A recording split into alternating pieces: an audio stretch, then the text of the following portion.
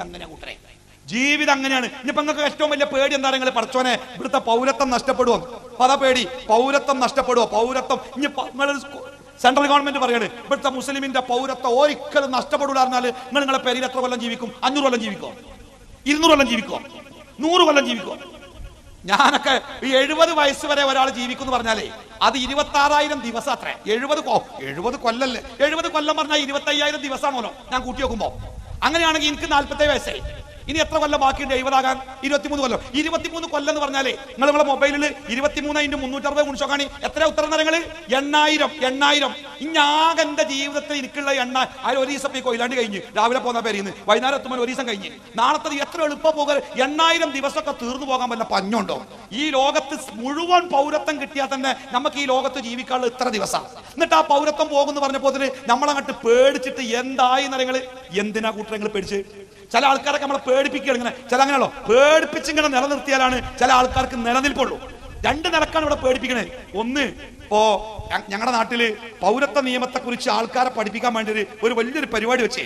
സുരേന്ദ്രൻ സാറാണ്, നിങ്ങൾ ആ സിനിമ തിരക്കഥ അതായത് ആ വിഷയത്തിൽ നന്നായിട്ട് പഠിച്ച ആളാണ്. അദ്ദേഹമാണ് പ്രസംഗിക്കണേ. അപ്പൊ പ്രസംഗിക്കാൻ വന്നപ്പോൾ അദ്ദേഹം പറഞ്ഞേ, പ്രസംഗത്തിൽ അദ്ദേഹം ഒരു അനുഭവം പറഞ്ഞു. അതായത് ചില ആളുകളൊക്കെ ഈ പൗരത്വത്തെ കുറിച്ച് മനസ്സിലാക്കിയതിനെ പറ്റിയാണ് പറഞ്ഞേ.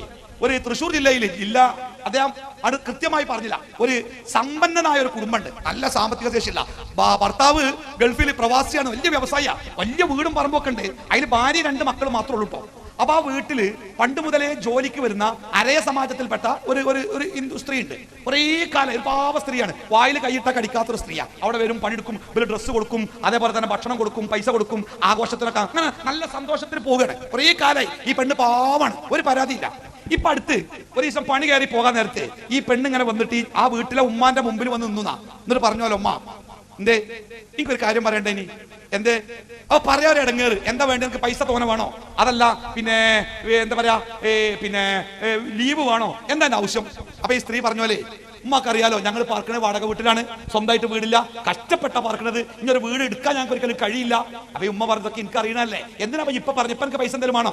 അപ്പൊ ആ വീട്ടിലെ ജോലിക്കാർ പറയാതല്ല ഉമ്മ, നിങ്ങള് നാളെ നിങ്ങളൊക്കെ വീട് ഒഴിവാക്കി പോകുമ്പോഴേ ഈ വീടും പറമ്പും വേറെ ആർക്കും കൊടുക്കരുത് കേട്ടോ, അത് ഞങ്ങൾക്ക് തരണം കേട്ടോ. അത് പറയാനാണ് ഈ പാവം കുട്ടി ഇത്രയും നേരം ആ ഉമ്മാന്റെ മുമ്പിൽ അങ്ങനെ വിശ്വസിച്ചിട്ടുണ്ട്. നമ്മുടെ ചുറ്റുപാടിൽ ചില ആൾക്കാരൊക്കെ എന്നല്ലാതെ നമ്മളാരും വിശ്വസിച്ചിട്ടില്ല.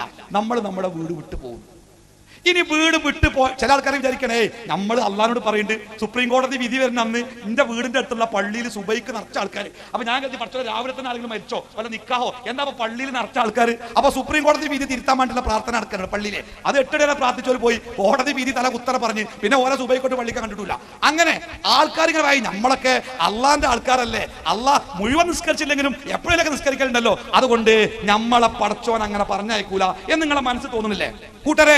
ഒരൊറ്റ നിസ്കാരം ഒഴിവാക്കിയിട്ടില്ലാത്ത, അള്ളാന്റെ ഒരു കൽപ്പന ഒഴിവാക്കിയിട്ടില്ലാത്ത, ഈ ലോകത്ത് അള്ളാനെ ആരാധിച്ച് ഏറ്റവും നല്ല മുസ്ലിമായിട്ട് ജീവിച്ച മുഹമ്മദ് നബി സല്ലല്ലാഹു അലൈഹി വസല്ലമക്ക് പൗരത്വം നഷ്ടപ്പെട്ടുകണോ? നാട് വിട്ടു പോകേണ്ടി വന്നിക്കണോ? അദ്ദേഹത്തിന് ഒന്നുമില്ലാതെ പലായനം ചെയ്യേണ്ടി വന്നിട്ടുണ്ടോ? ഉണ്ട്.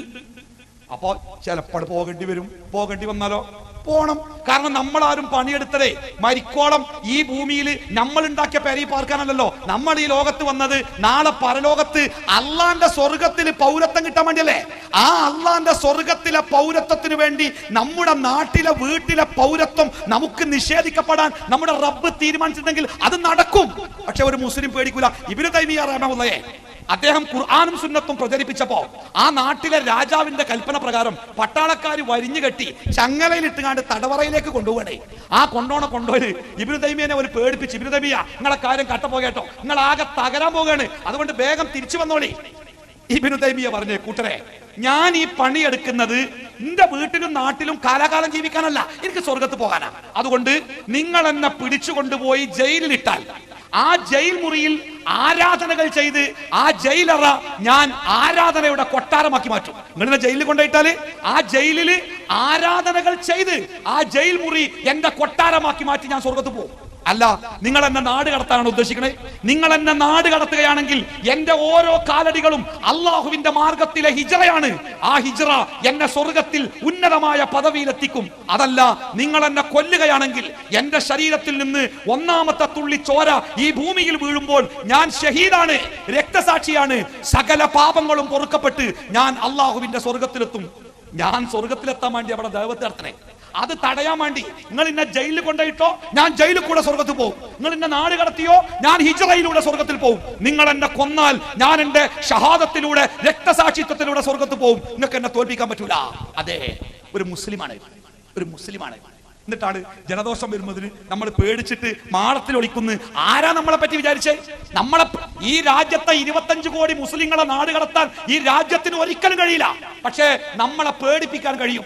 പേടിപ്പിച്ചിട്ട് അടിമടക്കി നമ്മളെ ഓല് പറയുന്നത് കേട്ടില്ലെങ്കിലേ നമ്മളെ നാട് കടത്തും. അതുകൊണ്ട് ഒന്നും നോക്കണ്ട, നമുക്ക് ഓല് പറയുന്നത് കേൾക്കുക. അങ്ങനെ നമ്മളെ കീഴടക്കി അടിമകളാക്കാനുള്ള ഗൂഢതന്ത്രം. അല്ലാതെ ഈ രാജ്യത്തെ മുസ്ലിങ്ങളെ 25 കോടിയെ എവിടേക്ക് നാട് കടത്തും? 25 കോടിക്ക് ജയിലറ പണിയാൻ ഈ നാട്ടിൽ എവിടെയാണ് സാധിക്കുക? ഭയപ്പെടുത്തുകയാണ്. ഭയപ്പെടരുത്, ഭയപ്പെടരുത്. അത് ഭയപ്പെടാതിരിക്കാൻ ഈ വിശ്വാസം നമ്മുടെ മനസ്സിലുണ്ടാവണം.